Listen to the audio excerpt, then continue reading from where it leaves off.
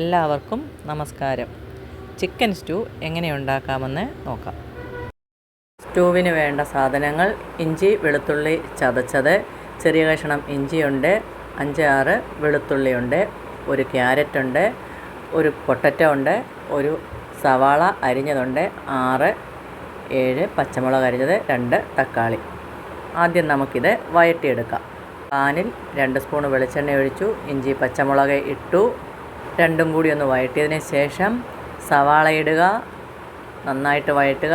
കറിവേപ്പില ഇടുക, ഉരുളക്കിഴങ്ങ് ക്യാരറ്റ് അരിഞ്ഞതിടുക. അത്രയും സാധനങ്ങൾ നന്നായിട്ട് വഴറ്റുക. ഒരുവിധം നന്നായി വഴറ്റിയതിന് ശേഷം തക്കാളി ഇടുക. ശേഷം ഇതിലേക്ക് എടുത്തു വച്ചിരിക്കുന്ന ചിക്കൻ ഇടുക. എല്ലാം കൂടി വൃത്തിയായിട്ട് ഇളക്കുക. ആവശ്യത്തിന് ഉപ്പിടുക.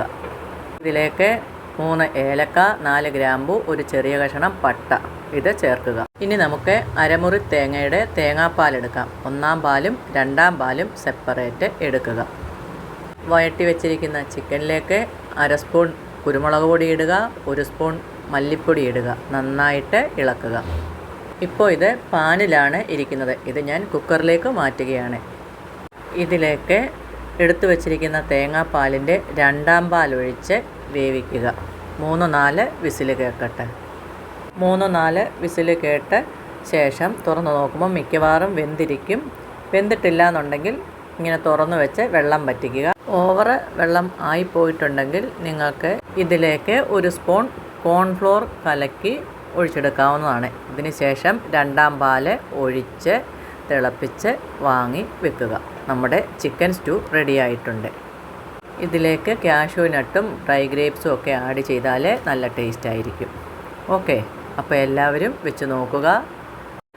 മല്ലിയില ഉണ്ടെങ്കിൽ അരിഞ്ഞിടുന്നത് നന്നായിരിക്കും. ഇപ്പം ഞാനിച്ചിരി കറിവേപ്പില ഇട്ടുവെന്ന് മാത്രമേ ഉള്ളൂ. അപ്പോൾ എല്ലാവരും ട്രൈ ചെയ്യുക. ഫീഡ്ബാക്ക് അറിയിക്കാൻ മറക്കരുത്. Okay, bye. അപ്പോൾ ഇന്ന് ഞാൻ പോട്ടെ. നാളെ വീണ്ടും വരാം.